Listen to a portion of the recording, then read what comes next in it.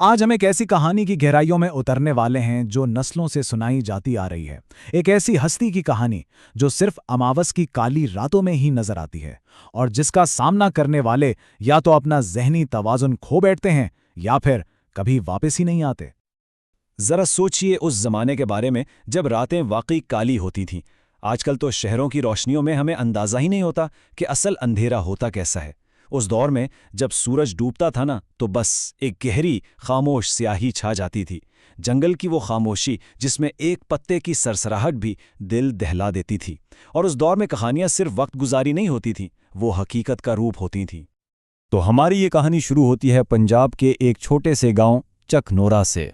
अब इस गांव के पास से एक जंगल गुजरता था और उस जंगल में था एक रास्ता, एक ऐसा रास्ता जिसे लोग मनहूस मानते थे। यहाँ एक लेजेंड सिर्फ कहानी नहीं था, बल्कि एक जीती जागती सच्चाई माना जाता था। अच्छा, अमावस का मतलब क्या है?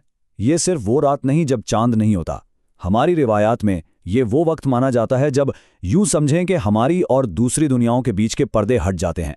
ये वो रात है जब गैर मामूली वाकयात के लिए माहौल बिल्कुल तैयार होता है, जब अंधेरा अपनी पूरी ताकत के साथ राज करता है। तो जरा इस मंजर को अपने जहन में लाएं। एक छोटा सा गांव चकनोरा जो बाकी दुनिया से तकरीबन कटा हुआ है, और इस गांव के साथ ही एक घना जंगल, और जंगल में वो एक टूटा फूटा वीरान रास्ता जिसके बारे में मशहूर था कि वहां जिन्नात का बसेरा है। मतलब तन्हाई और खौफ का एक बेहतरीन, एक परफेक्ट माहौल था। और ये कोई मामूली बात नहीं थी। गांव के बड़े बूढ़े साफ साफ कहते थे कि सूरज डूबने के बाद जो भी इस रास्ते पर गया वो या तो दिमागी तवाज़ुन खो बैठा या फिर कभी लौटा ही नहीं। ये एक ऐसी वार्निंग थी जो नस्लों से चली आ रही थी, और इसे नजरअंदाज करने की कीमत जान से भी बढ़कर थी।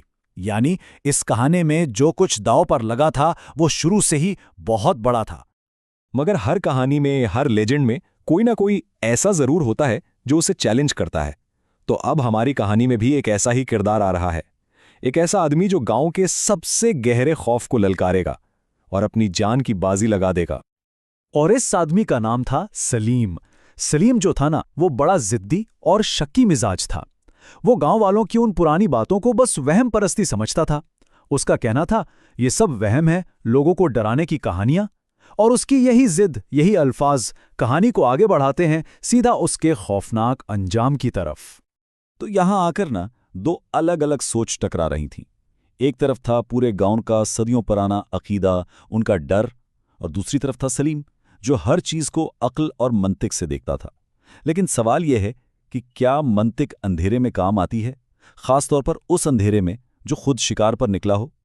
तो अब कहानी इस मोड़ पर आ पहुंची है जहां सलीम इस मनहूस रास्ते पर कदम रख देता है, और जैसे ही वो ये करता है कहानी का दिल धड़कना शुरू हो जाता है। जंगल की वो गहरी खामोशी अब टूटने वाली है, और जो कल तक सिर्फ एक लेजेंड था वो अब हकीकत बनने को है। और पहली निशानी एकदम से चलने वाली सर्द हवा। ये कोई आम हवा नहीं थी, ये एक अजीब गैर फितरी ठंडक थी। ऐसी ठंडक जो आने वाले खतरे का पहला इशारा थी, जो सीधा हड्डियों तक उतर रही थी। और फिर एक आवाज सुनाई देती है, छिन छिन, चूड़ियों की आवाज। ये आवाज इस मखलूक की पहचान थी। ये सिर्फ एक आवाज नहीं थी, ये खौफ की दस्तक थी जिसने माहौल में तनाव को और भी बढ़ा दिया और सलीम के दिल में शक का पहला बीज बो दिया। और फिर मामला बिल्कुल जाती हो जाता है। एक गैर मरी आवाज जो उसी का नाम पुकारती है, सलीम। जब कोई अनजानी ताकत किसी का नाम लेकर पुकारे तो खौफ एक बिल्कुल नई सतह पर पहुंच जाता है। जंगल अब सिर्फ जंगल नहीं रहा था, वो एक शिकारगाह बन चुका था, और सलीम उसका शिकार था। और फिर वो सामने आ जाती है। उसका हुलिया बड़ा अजीब था। लंबे स्याह बाल, चांद की तरह सफेद चेहरा, और आंखें इतनी गहरी और काली जैसे खुद अंधेरा हो। और उसके चेहरे पर एक ठंडी सर्द मुस्कुराहट। यहां कोई डरावना भूत या अफरीत नहीं था। उसका असल खौफ उसकी गैर इंसानी खूबसूरती और उस मुस्कुराहट में था जो चीख चीख कर कह रही थी कि उसके इरादे बिल्कुल ठीक नहीं हैं। और फिर वो बोलती है, और उसके अल्फाज सलीम के सारे गुरूर को मिट्टी में मिला देते हैं। वो कहती है, डर क्यों रहे हो? मैं तो बरसों से तुम्हारा इंतजार कर रही थी। सोचें जरा, ये कोई अचानक हुई मुलाकात नहीं थी, वो उसका इंतजार कर रही थी सालों से। इस एक जुमले से सलीम को अंदाज़ा हो जाता है कि वो एक बहुत पुराने और गहरे जाल में फंस चुका है। फिर वो जिनज़ादी अपनी हकीकत बताती है कि वो हमेशा से ऐसी नहीं थी, कभी वो भी एक इंसान थी, एक औरत जिसे सदियों पहले इसी जंगल में कत्ल कर दिया गया था और उसकी बेचैन रूह पर जिन्नात की दुनिया ने कब्जा कर लिया। तो उसकी एक अपनी दुख भरी कहानी भी है। वो सिर्फ एक शिकारी नहीं बल्कि खुद भी एक शिकार रही है, एक ऐसी रूह जो शायद इंसाफ के लिए भटक रही थी। यहां से कहानी अपने क्लाइमैक्स पर पहुंचती है, लेकिन ये कोई हाथापाई या लड़ाई नहीं है। ये ईमान का इम्तिहान है, एक ज़हनी, एक रूहानी जंग, जहां सलीम के हथियार सिर्फ उसकी हिम्मत और उसका ईमान है, और जहां एक छोटी सी गलती का मतलब हमेशा के लिए इस जंगल की गुलामी है। तो जिनज़ादी उसके सामने एक सौदा रखती है। 3 शर्तें हैं। पहली, सुबह की अजान तक बस खुदा का नाम लेते रहो। दूसरी, एक पल के लिए भी अपना ध्यान मत भटकने देना। और तीसरी और सबसे अहम, अगर खौफ तुम पर हावी हो गया तो तुम्हारी रूह हमेशा के लिए इस जंगल की हो जाएगी। ये सिर्फ जान बचाने की बात नहीं थी, ये रूह बचाने की जंग थी, और सलीम का सबसे बड़ा दुश्मन उसका अपना ही खौफ था। और फिर अजाब शुरू होता है।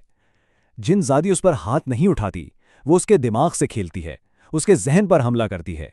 अचानक दरख्तों से चीखने की आवाज़ें आने लगती हैं, साए नाचना शुरू कर देते हैं, हवा में मुर्दों की सरगोशियां गूंजती हैं। हर वो कोशिश की जाती है जिससे सलीम का ध्यान भटक जाए और वो हिम्मत हार बैठे। और जब डराने धमकाने से बात नहीं बनती तो वो अपना आखिरी पत्ता खेलती है, लालच का। वो अपनी मशहूर कुन आवाज में कहती है, बस एक बार मेरी तरफ देखो, सिर्फ एक बार। उसकी आवाज में एक जादू था, एक कशिश जो किसी को भी गुमराह कर सकती थी, और यही उसका सबसे खतरनाक जाल था। और बिल्कुल इस वक्त जब लग रहा था कि सलीम हिम्मत हारने ही वाला है, दूर से एक आवाज आती है, निजात की आवाज। ये सलीम की अपनी हिम्मत नहीं थी, ये बाहर से आई थी, फज्र की अजान, वो मुक़द्दस आवाज़ जो अंधेरे पर रोशनी की जीत का ऐलान करती है, जो बुराई पर नेकी के गलबे की निशानी है। और इस अजान की आवाज़ के साथ ही जिनज़ादी की सारी ताकत ख़त्म हो जाती है। तो रात तो ख़त्म हो गई, सलीम बच गया। लेकिन क्या कहानी यहां ख़त्म हो गई? नहीं, बिल्कुल नहीं। असल में उस रात का जो सबसे गहरा असर था वो तो अब शुरू होना था। एक ऐसा असर जो ना सिर्फ सलीम की बल्कि पूरे गांव की जिंदगी हमेशा के लिए बदलने वाला था। कहते हैं कि इस वाक़े के बाद सिर्फ एक रात में, जी हां, सिर्फ एक रात में सलीम के सारे बाल बर्फ की तरह सफ़ेद हो गए। ये एक अदद, ये एक रात इसकी पूरी कहानी बयान कर देती है।